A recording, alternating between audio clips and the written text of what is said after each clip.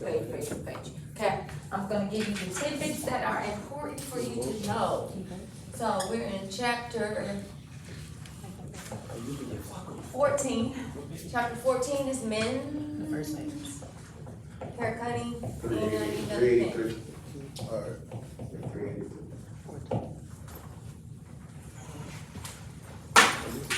Alright. I see this. Okay, you should have, if you're on the floor, you should have did men's hair cutting.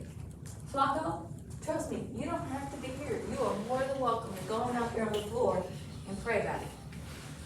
Okay, when the time comes for you to do your next quarterly. Is Flacco taking a quarterly? Yeah, sure.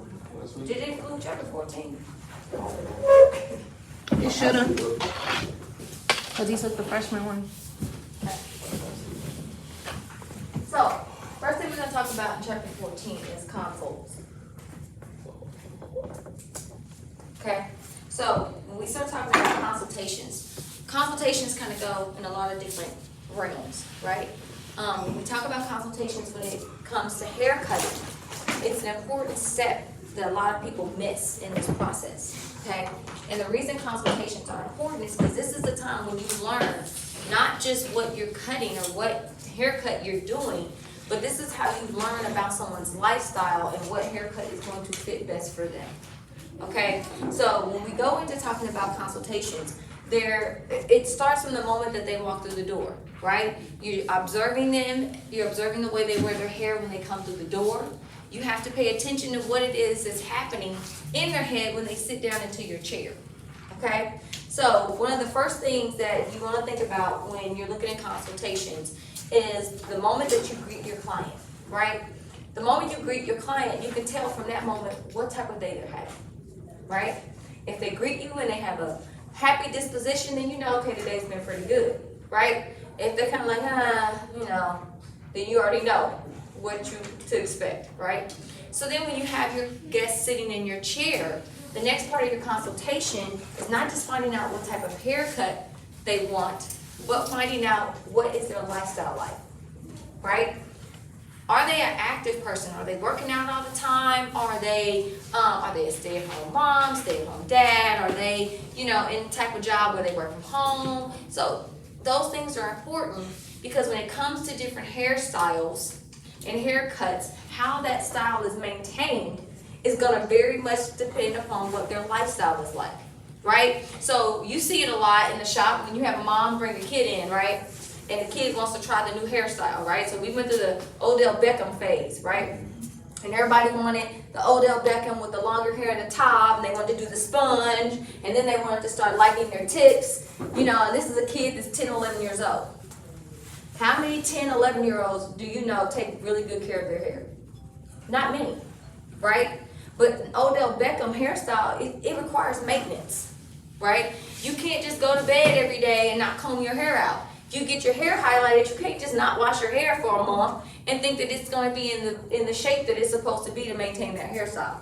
So then you have the mom coming in 2 months later, and they're like, cut it all off, just cut it off. They ain't taking care of it, they won't do this, they won't do that. That's probably because, Odell, he cut off his hair. Cut all his hair off because he kept bleaching it, right? So it's one of those things where you have to think about what someone's lifestyle is like and how they can maintain their hairstyle. So if you have a kid that's 10, 11 years old and they're trying to find their independence and their parents are letting them take care of their own hair, but then they're asking to get longer hair at the top and then get their ends bleached, longer hair takes a lot of maintenance, and then when you add hair color on top of it, that's even more maintenance. And a lot of times kids at the age of 10 and 11 don't understand that. They don't want to comb their hair out. They get tender-headed. They come in, you can't even take the pick fluid to comb it out to even shape it up, right? So that's probably not the best hairstyle for a child of that age because they're not going to maintain it. Yeah, and so you have to think about that when you're doing your consultation, right? So asking that question, so do you play sports, right? Do you wear a helmet? So a lot of my football players, and they do the longer hair, when they wear that helmet for long durations of time, the hair underneath can start to get matted, right? And you don't think about it because all you're thinking about is the style and how you look when you don't have the helmet on. But if your lifestyle requires you to wear a helmet more hours of the day than not, it's probably not gonna be the best thing if you're not a person who cares about taking care of your hair. Okay? So when they're getting in that chair, asking a question as simple as, hey, what do you do? What's your lifestyle like? Are you active? Do you swim? Right? If people are avid swimmers, having a whole lot of hair is normally not the best thing, right? A lot of avid swimmers wear swim caps. They're in chlorine water or salt water. And all those types of things can affect the way that your hairstyles look, right? Yes. Do sweat messes up the, like you say, bleach hair and stuff? So not necessarily messing up bleached hair, but what excessive sweating can do is that if you're not rinsing that out, it starts to clog the pores, right? And so then when your glands start to get clogged and it's not coming out, then it starts to cause like cakey, flakiness. So if you start having scalp issues and it's cakey and wet, a lot of times that sebum buildup that's up underneath on top of the scalp and it's not being released by someone brushing their hair. And so it cakes up, becomes wet, and then the skin underneath it gets irritated, right? So if you ever had a Band-Aid, so say you've cut your finger and you put a Band-Aid on, right? But you leave the Band-Aid on for like too long, and then you take the Band-Aid off and you're like, why is this still not healed? Well, that's because you've been smothering it and it's not getting any oxygen to start the healing process. So that's why when you cut your finger, you wear a Band-Aid for a short amount of time to stop the bleeding or to protect it from infection at that time. But then once you're not being susceptible, you should take the Band-Aid off and you need to let oxygen get to it so it can start healing and scabbing. If it doesn't create that scab, then it's not healing underneath, right? But then you have those people that they'll get a scab, it'll start scabbing, but then say they're swimmers and they keep swimming. So the scab never has time to harden because you keep getting it wet all the time. You have the same problem, and then that's when you start having people who have scars, right? So it's the same thing when it comes to taking care of the scalp. Another part of the consultation that's very important is doing a scalp analysis. People miss past that all the time until they go to do a haircut, and when they cut their hair off, they see something interesting underneath it, right?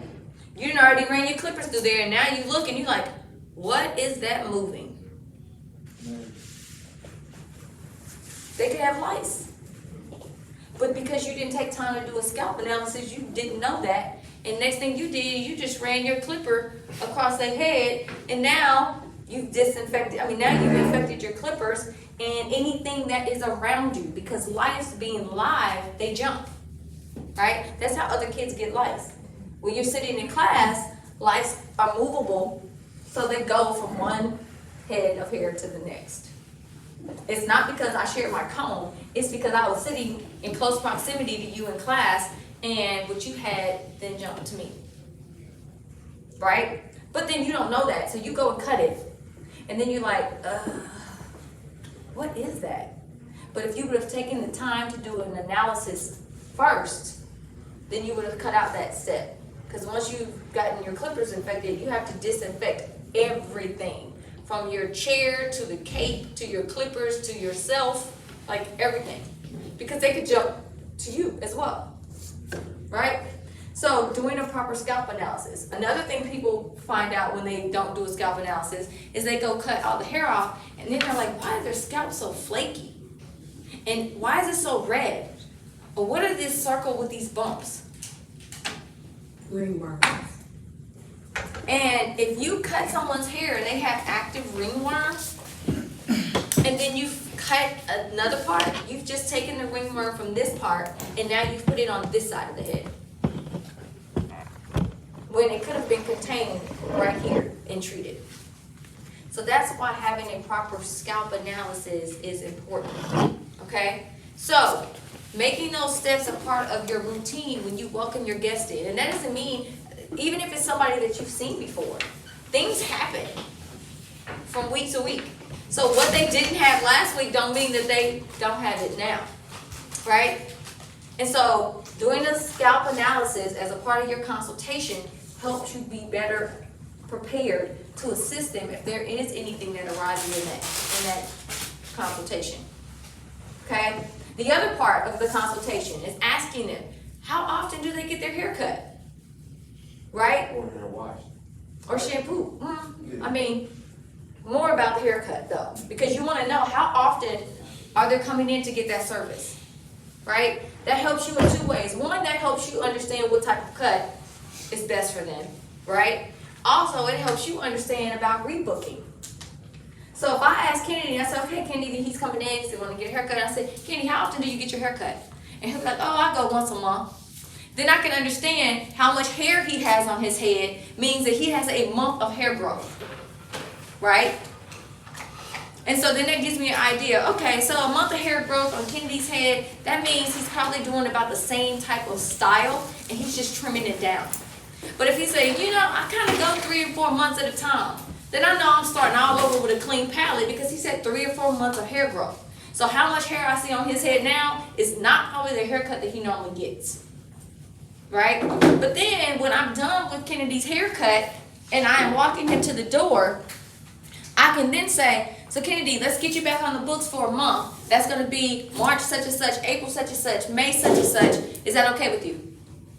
So now I'm rebooking him based off of the conversation we had when he sat in my chair that he gets a haircut every month. Right? The other part of the consultation, what type of products do you use in your hair?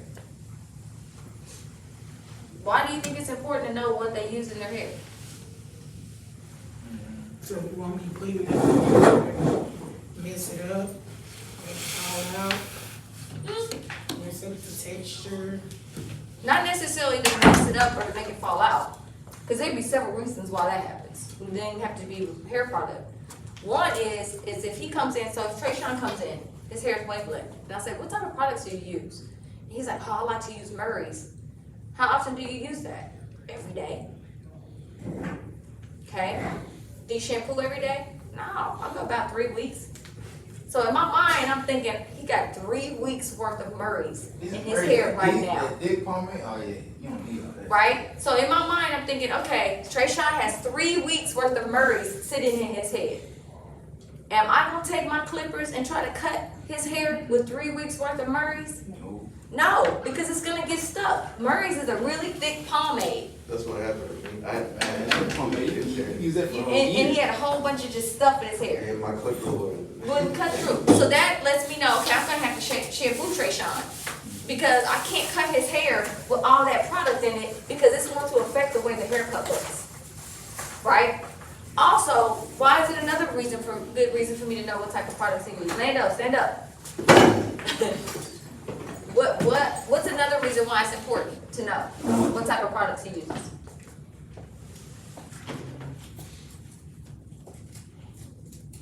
So when he's done, I can recommend products for him that I have. So it's an upsell, right? I'm not gonna sell him products. I'm gonna educate him on products. Because one, I know he uses Murray's every day for 3 weeks. That's not good. Because then when I cut his hair and I wonder why his scalp is so dry, well that's why, because it's smothered with Murray's for 3 weeks. So now in the process of me cutting his hair, now I have to shampoo him. That's an upsell, right? I have to shampoo him. And now while I'm shampooing him, I'm gonna educate him on how to take care of his hair so that every time he gets a haircut, we don't have the same issues, right? But in that educational process, I'm gonna be talking to him about the products that I'm gonna be using on him, so then they sell themselves, and I'm not being the salesperson, right? And people trust you more when you educate them and not sell them, right? So I'm gonna teach him about how to take care of his hair using the products that I have so that he will go home with them and not go to Walmart and buy Murray's, right? Which increases my service dollar. But I'm gonna teach him how to take care of it so that when I see him the next time, it won't be so rough. But I won't know that unless I'm asking these questions.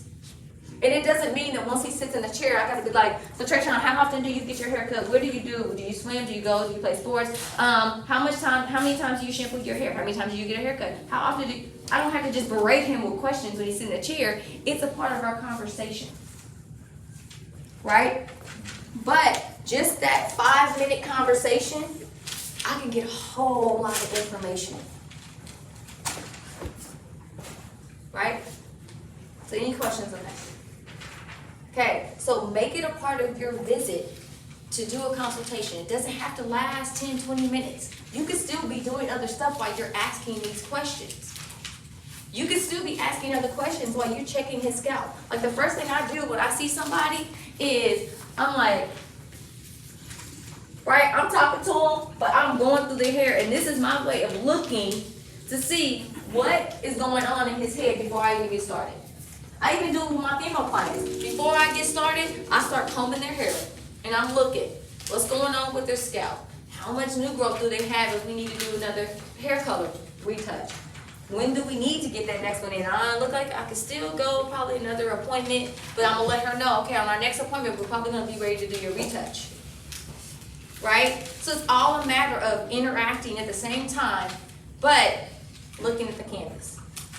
Okay? So, in chapter 14, everybody got their book? I'm on page, let's see what page it say on that. 385. It should say on the page, understand the importance of the client consultation. Is that where everybody is?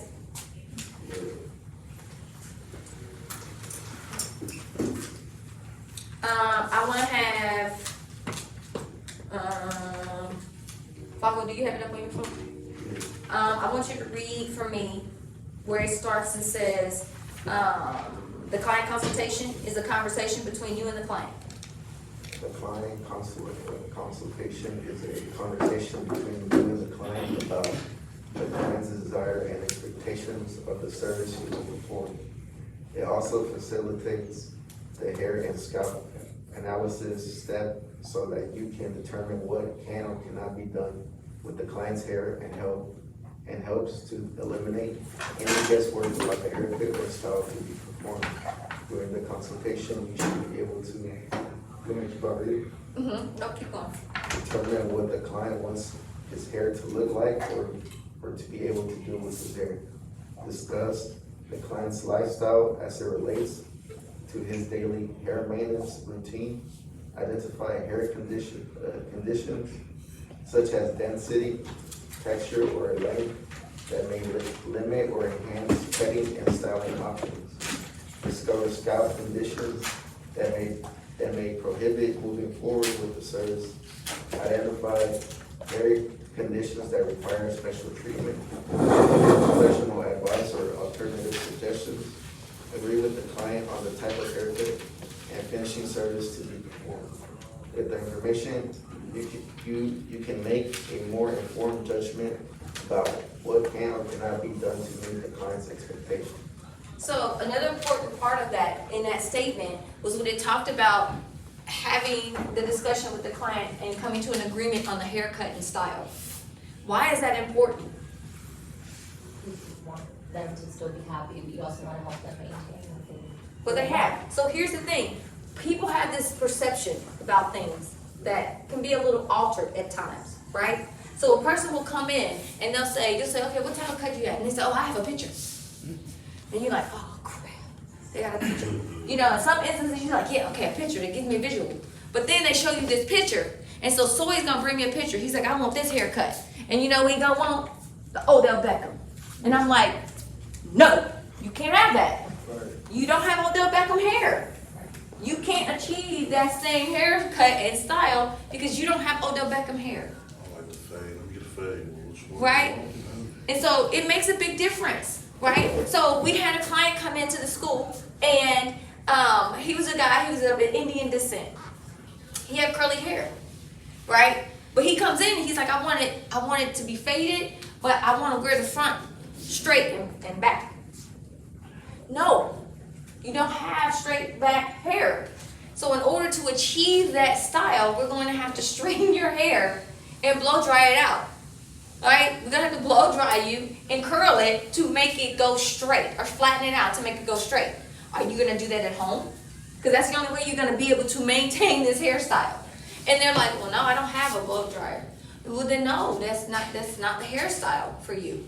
And as a professional, we have to be able to direct our clients in a path that is going to then make them happy tomorrow. right? So we can go and do all that stuff for them today and blow them out and it's straight and they leave and it's all back. And then tomorrow they wash their hair and then the next thing they know, they're back to curly and they want to know why they can't look like they did yesterday. But we set them up for failure that way by not educating them and letting them know, I can do it like that today, but if you don't have a blow dryer at home, you're going to go back to being curly. So let's think about something that's going to work for you every day. Right? So I can say, okay, let's look at some pictures of people with hair like yours. We can still do a fade like Odell Beckham, but the top, look, see how this curly, like we can make it look like this. This is more realistic based on your hair type. And that's okay. Because then they're going to trust your judgment and say, oh, so you think that would look good on me? Yeah. We're going to tailor it to your face and to you. So it's not going to look just like this. It's going to be your haircut. So then when they leave, they feel more like, oh, okay, this is my haircut. Not Odell Beckham's haircut. Okay? But if we don't have that agreement, when they leave, they're going to be like, well, don't look quite like Odell Beckham. Right? So you have to have that discussion. It's the same thing. When I was younger, I used to love Holly Berry's hair. Her hair was short. I was like, oh, I love that hair. I love it. I love it. I would go to the hair salon. I'm like, I want Holly Berry haircut. Give me Holly Berry haircut. And then I'm leaving. I'm like, this ain't quite like Holly Berry's haircut. Like, why won't my hair do like her hair? It's like all spicy and, but my hair is fine. So it would just be spicy. And then as soon as I go to sleep, it's not spicy anymore. And I'd be upset. And then I go back and I'm like, I want the Holly Berry. Like it didn't stay up last time. But then I finally realized that I don't have Holly Berry hair.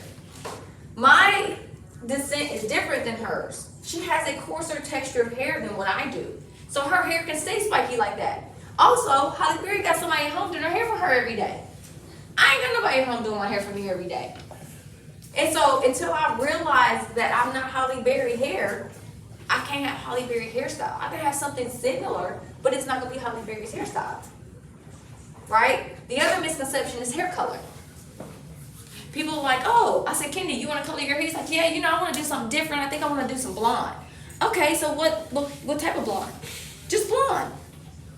No. There's a lot of different types of blonde. And he can say, I want to do that one blonde. So then I'm going to pull up pictures. So I'm going to say, show me a picture of the blonde that you're talking about. Because when I have a visual and I can see the same that he sees, then we can be on the same page. A color that gets people messed up all the time. Oh, I want to do red. Right? And I'm like, okay, this is red. No, not that dark. So I'm like, well then what red are you talking about? Like red. What does that mean? Right? So then I'm like, okay, show me a picture of your red. And you know what color they show me?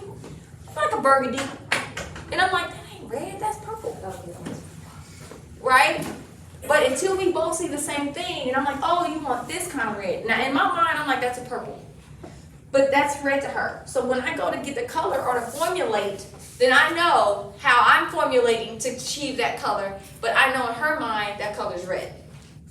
But if we didn't have a picture and we weren't on the same page, her butt would be purple and burgundy. Because I'm thinking that is what red is. So no, she would be red like this, but she was wanting to be darker and be more of a burgundy and not red.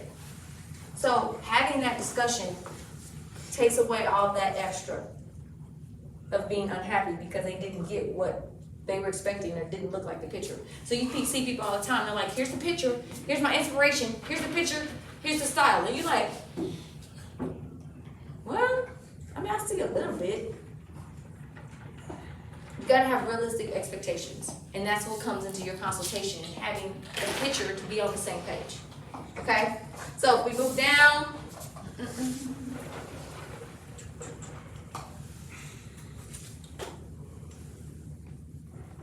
Sorry, my thing was slow.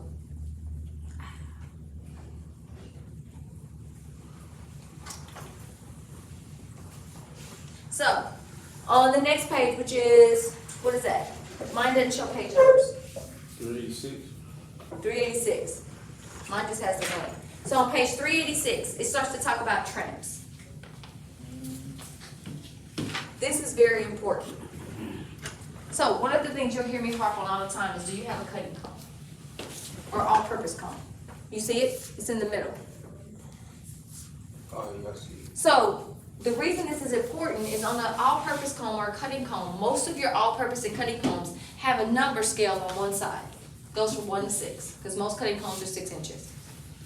When people come in, they're like, oh, I just want to get a trim, right? And what a trim is to you and a trim to them could be two different things, right? So when people are saying, oh, they want to get a trim, I think we had somebody came in and they're like, I want to get a trim.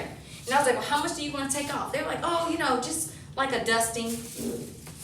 I'm like, okay, that clearly is a trim. You really are just dusting off the top, right? They didn't really want much taken off, just a dusting. But then you'll have some people and they'll be like, yeah, I want to get a trim. I need to get a trim. I haven't had my haircut. And I'm like, well, how much you want to take off? Oh, about 3 inches. No, that's not a trim. That's a haircut.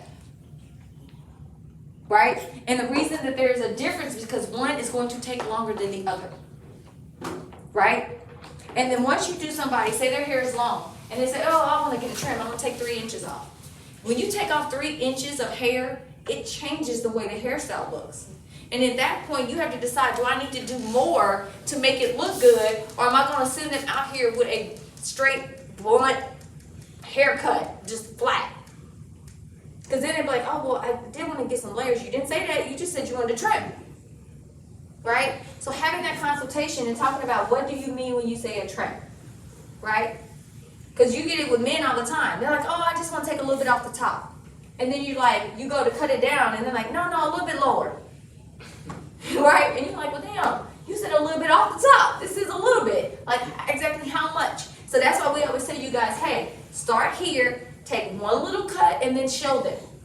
Because you would hate to do a whole haircut, and then they come back and say, oh, can we take it a little bit lower? Right? And you're like, right? I gotta do a whole nother haircut all over again. You took the time, you faded it all in, you did a whole haircut, you ready to turn them around. Can we go a little bit lower? That's a whole nother haircut. And you cut that step out if you ask them after one little spot. Right? Or if you're doing a trim on longer hair at the top, you hold it up and you say, okay, this is how much a half an inch is. Is that enough? No, I think I need to take a little bit more. This much, is that enough? Right? Before I start cutting. Because if I cut it and it's too much, I can't put it back. So let's talk about this before I go in. Okay? So having that consultation and that discussion about what is a trim is really, really important. Okay? Any questions? He's looking at my console, but I didn't spell right. Yeah. I was like, it's not gonna be erased. I was like, forget it. I don't feel like fixing it. Okay, go to the next page. I don't know what the page number is. 387?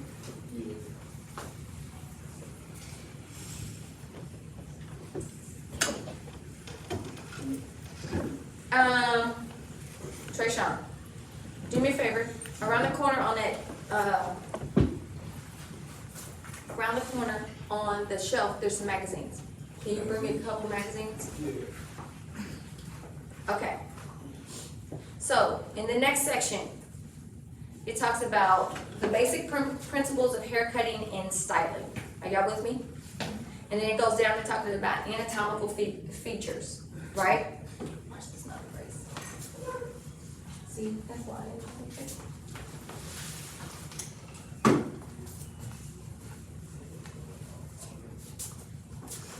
I wanted to use the blue because the red doesn't erase.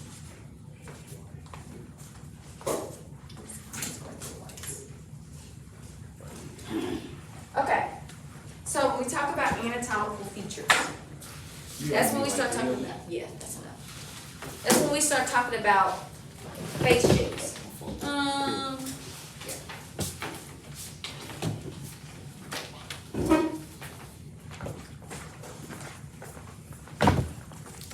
Yeah, sure. One magazine for two. So this is when we start talking about face shapes.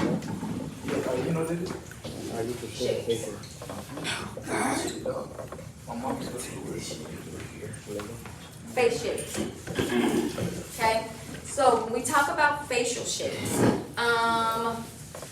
Lando, see the section where it says face shapes? Can you read that paragraph for me? You see it? Say facial shape. Yep, facial shapes. Consultation should provide sufficient information about the client's lifestyle and personality to suggest a suitable style. The study of facial shapes will assist you in determining the best style for the client's features. The facial shape of each individual is determined by the position of the prominence of the facial bones. The 7 general facial shapes are oval, round, inverted, triangular, square, pear-shaped, oblong, and diamond. In order to recognize each facial shape for the purpose of offering correct service, you will need to be acquainted with the characteristics of each shape. With this information, you can suggest a haircut and style that complements the facial shape, similar to the way that certain clothes clad the body. To determine the facial shape, divide the face into 3 zones: forehead, eyebrows, the end of the nose, and end of the nose, the chin. Envision these divisions while reviewing and following facial shapes. Okay, stop there. So, Get your period boy, you got a period, boy.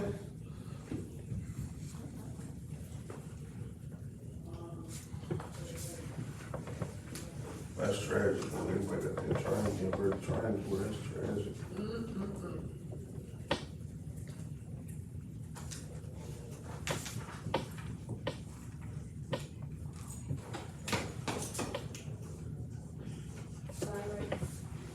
yep, okay. So, these are the different types of face shapes. You have oval, round, inverted triangle, square, pear, oblong, and diamond. For your haircut. These shapes are head shapes. You told me at 12, you know. Face shapes. We ain't got to head shapes yet. So these are face shapes.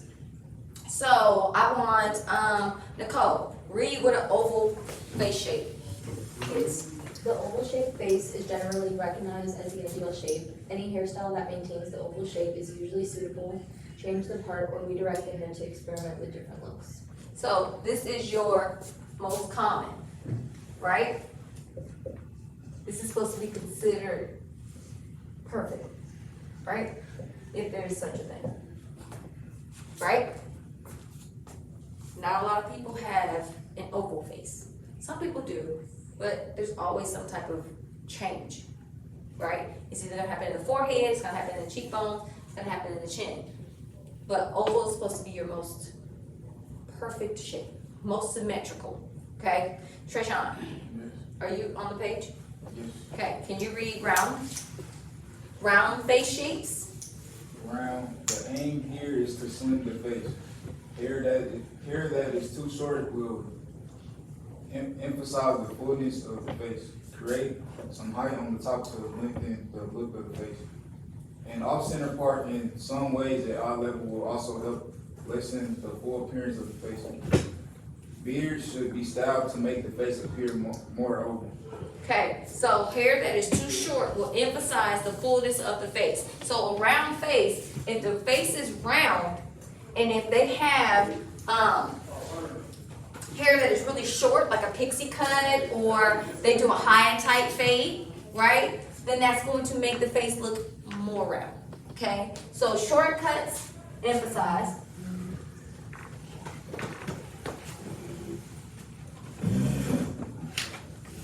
Right? Then it says that if you create some height at the top, then it lengthens the look of the face, meaning high top fades, right? If someone has a round face, having more hair on top or more hair here helps to lengthen the face, right? Makes the face a little bit longer or appear to be longer. So high tops or long beards. B-E-A-R-D? Nope. Did I spell that right? Yeah. No, it's beards.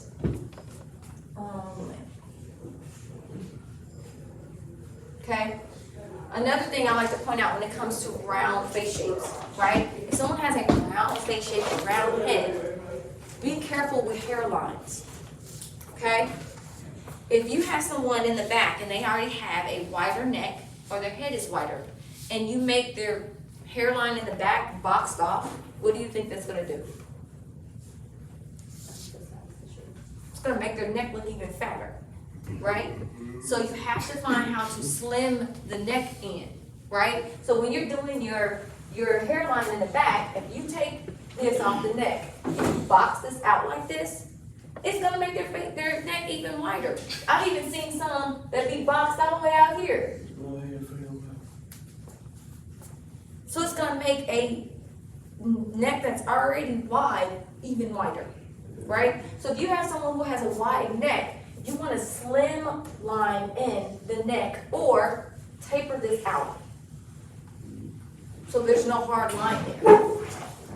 But then if you have someone who has a real slim giraffe neck, you need to do opposite, because if you slim that in or you taper that out, I've seen some basketball players, it drives me nuts, and they're running down the court, and they got this chili bowl hairdo where it's real dark all the way over here, and then it's like real faded or tapered in right there, like almost skin. And so when they're running, it's like, you look like a dark bowl around the back of their head, right? And so it looks like their hairline is way up here because they've tapered it out, and I'm like, what made them do that? Like, did they not realize how they would look on TV running down the court? It's a hot mess, right? But if you have someone who has a really long neck and they're really tall and their neck is really long, and then you taper that out, it just makes them look like they go on forever. And a lot of times, people who are really tall don't really want to be really tall, right? It's that opposite effect. People who are really tall, like, man, I don't like being this tall. And then people who are really short, like, man, I wish I was taller, right? So you have to find ways to accentuate those areas, and one of them is when you're doing a hairline in the back. If someone is really tall, then you want to box it out more, maybe not taper it so much, right? Or, because if you slim that in, then their neck looks like it goes on forever, right?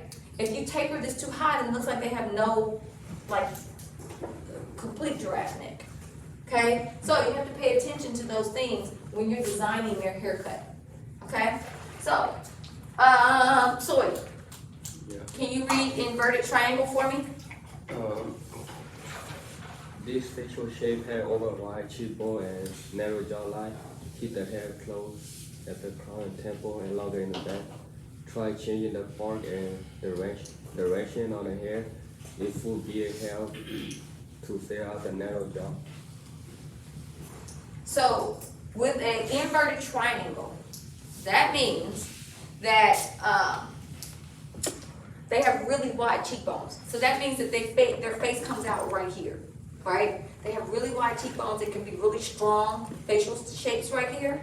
So because of that, you want to try to make it look more oval. That's always the goal. Everything you're doing when you're styling these different face shapes is to make it look like an oval, right?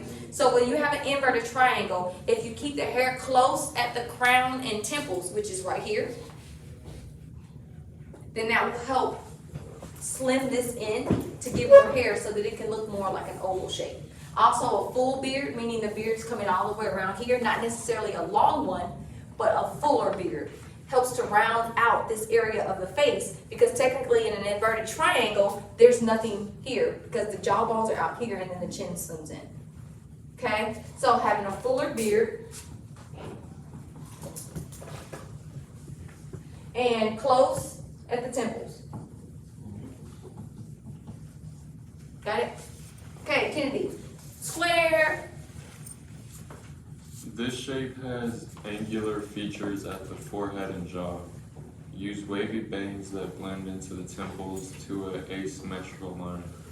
Minimize the square look by directing more hair to the temple areas. Beards should be styled to slenderize the face.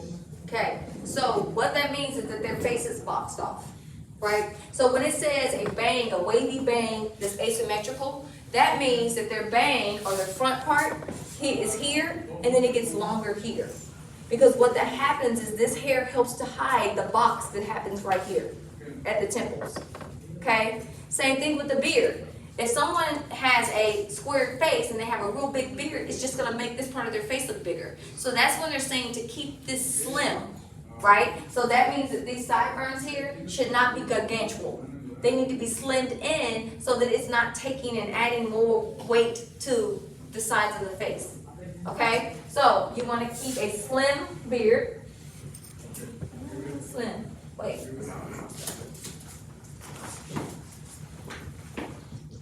Slim beard and hair around the face.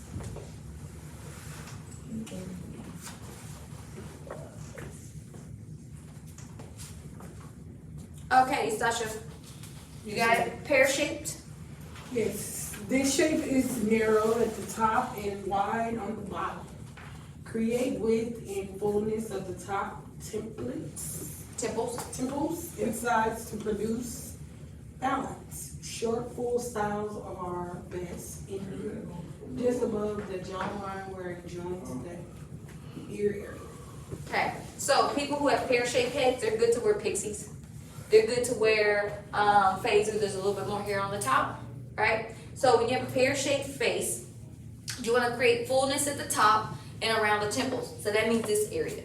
So burst fades are good for people who have pear-shaped faces because remember on a burst fade, the taper happens here, right? And there's more hair in this area, so it makes it look fuller, right? So if you want fuller style,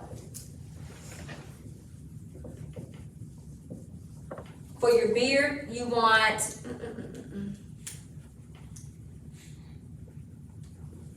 did it go to beard on the next page? You still should go to the next page, 389, because there's still more. Okay, a body wave of medium size curl perm is another way to achieve width at the top. Beard should be styled to slenderize the lower jaw area. Okay, so that means that when you're doing your beard, you need it to be slim in here, in this area, right? So if they have a full beard that's coming around here, it's going to make this look wider. So if you have it more slim underneath here, or meaning the jawline comes under here more and not all the way down here, that helps to create a more oval shape when you have a pear-shaped face. So you want to slenderize the beard.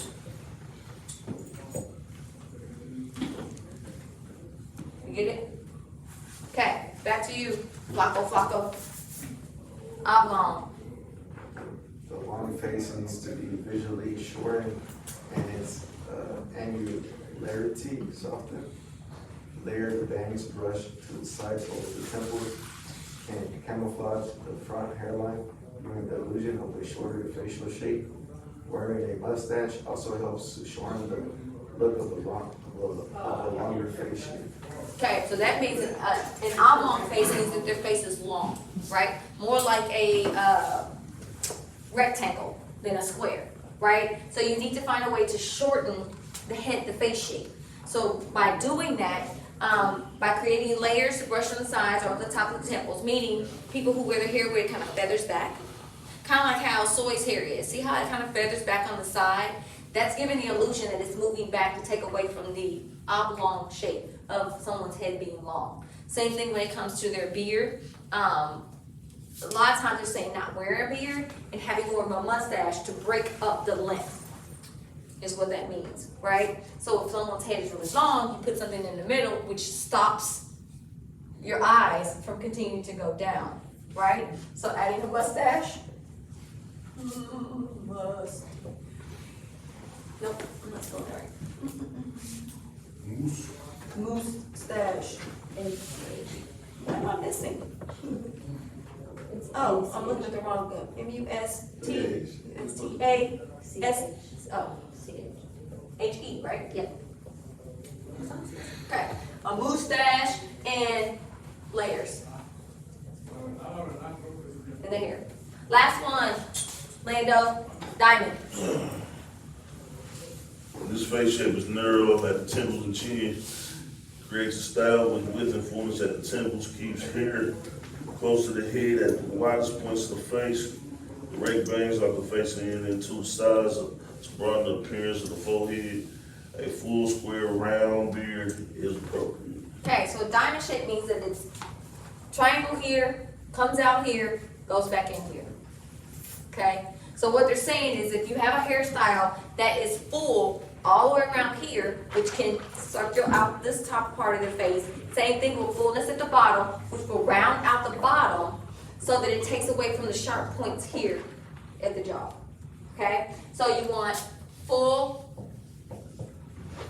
hair style.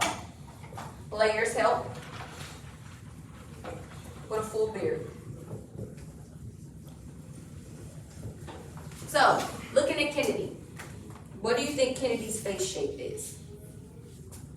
That's Kennedy. Inverted triangle. Who else says inverted triangle? What you think, Kennedy? Inverted triangle. I would agree. I think Kennedy has an inverted triangle. What about Istasha? That's Istasha. What do we think Istasha's face shape is? Pear shaped. It's either that or round. What is it, round? Yeah, I see round. Yeah.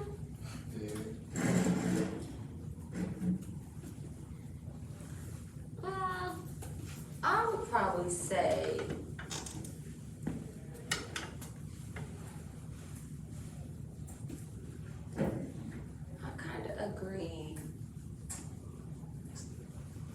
I kind of agree with the pear because her face still slims right here, right? So though she may be rounder here, she slims down in the jaw, right? Everybody else see that? So what do we think Mr. Lando will be?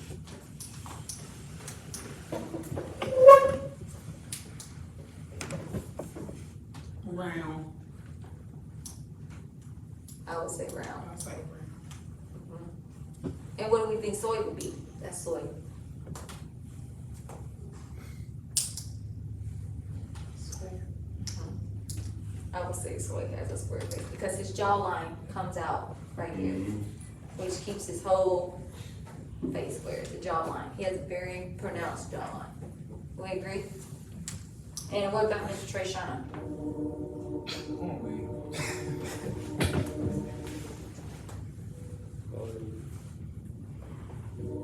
Got a square. I would agree. I would say he has a square. Even though he has a little bit of his chin that comes out right here, majority of his face, even the jawline, is squared in here. And then he has a little bit of his chin that comes out in the bottom. But the rest of his head, I think, is square. Would you agree? And what about Nicole? What do we think Nicole is?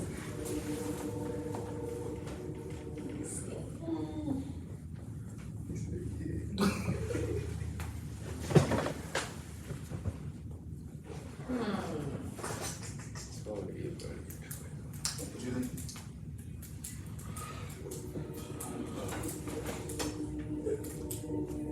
Ours is a little more different. Look, because I can't say that it's completely When that ain't on oval. there. Because her jawline right here is more boxed. Yeah. And then it comes in right here. So I wouldn't give her an inverted triangle. I would probably put you in a pear too. Because it's not completely oval because her jawline is strong right here, right? So it makes this part come in a little bit more, but then she's more rounded at the top. She has a little bit of inverted triangle up here, but mostly it's more rounded at the top, but then her jawline is very pronounced under here. What do you think? She has a blended face. Because though it's still small, you can still have a real strong jawline. We can't see Flacco's face because he actually has on the mask today. Flacco, what do you think your face shape is since you've done this chapter? And I know you're not on your phone, like while I'm literally standing here. What do you think your face shape is? I don't know. Big? No, I'm just kidding. Flacco has a mustache, so, I don't got no mustache. you did. I shaved. Oh, see. You did have a mustache. You've been wearing a mask, so don't act like you ain't been having a mustache. So I think Flacco, pull your mask down. Let me see. I gotta go with screen. Let me see. You see my face playing, Tom? Probably around me, or, well, I don't know. But his jawline. he has, yeah, he has more of a, he has a more pronounced jawline. I think I'd have to put you in the Pear family too. Cause it's not round, because he does actually have his jawline is pronounced here. But his chin doesn't protrude as much as most Pear people. So you kinda got a mixed face too. But then his head is round up here. I see that more often. You don't wear hats all the time. You normally got that wild crazy hair going. So yeah, I'll give Flacco a prayer. So, what I'm gonna have you do for these last few minutes is everybody has a magazine at their table, right? Yeah. So in that magazine, I want you, in that magazine, I want you to find a oval, a square,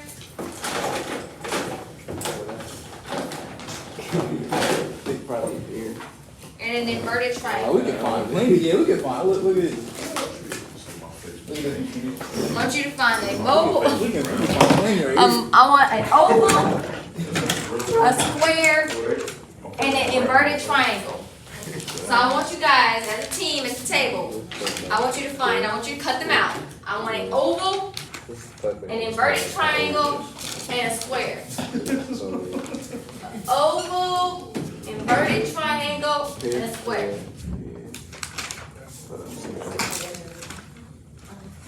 He stopped. Yes. What up?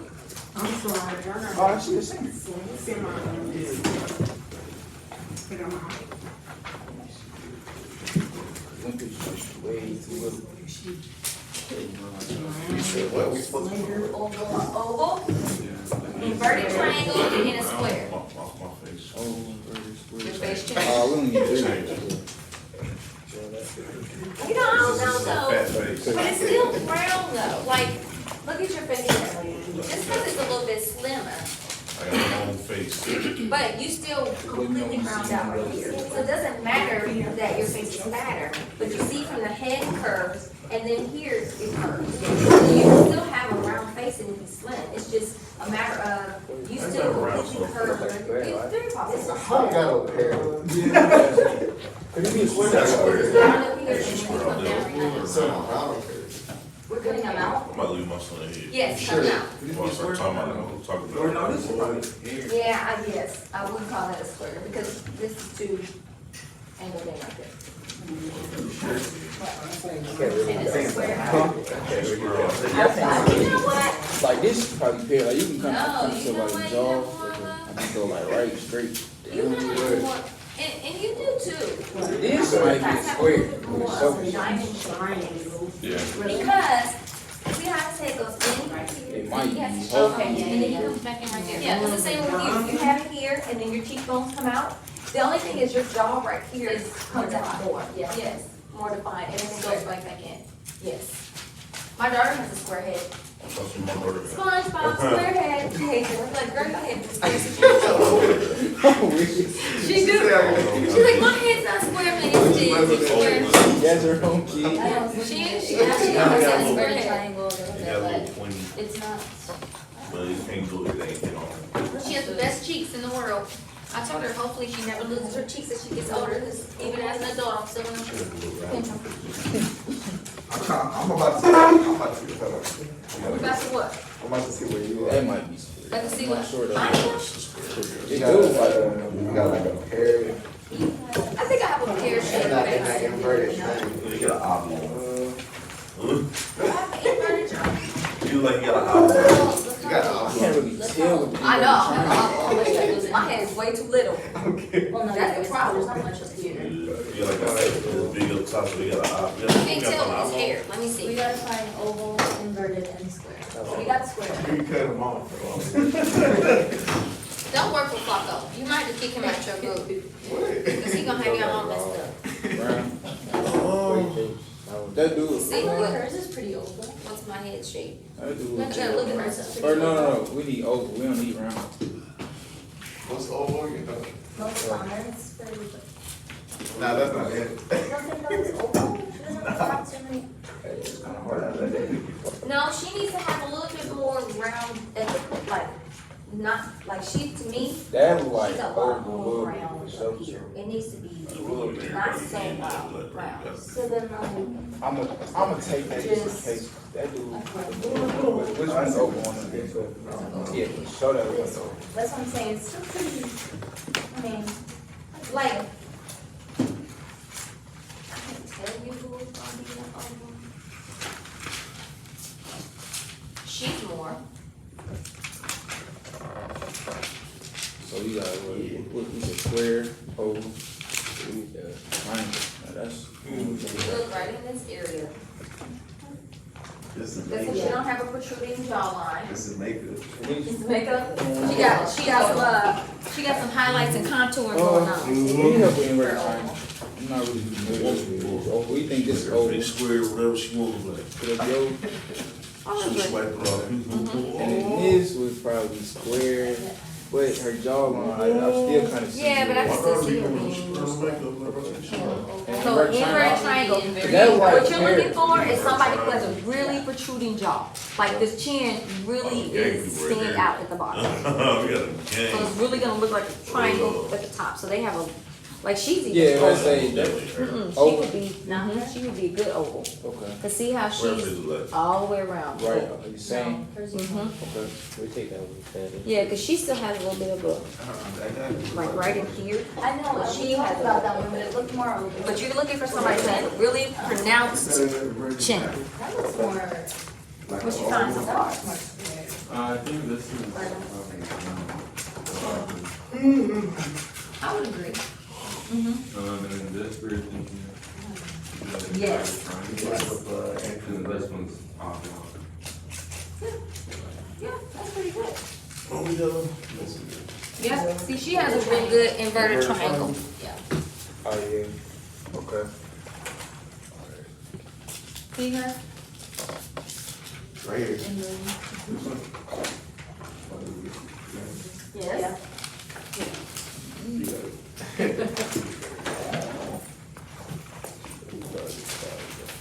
We got a lot of space in here. this is what the show you confused. I think you got to I know, you go start looking at people's face. It, low key, she got an inverted, hey, she got one. She said low key. Low She key. cool, bro. If she didn't know, then I should know. Right, when you get all your pictures out, let me know. It's perfect,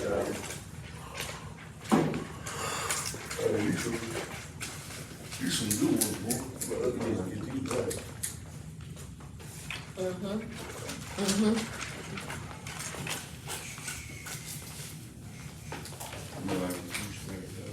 You got, this is one. That's awesome. What do you call a person with a big chin? Ribs and What chin. is that? Inverted? Ribs and chin.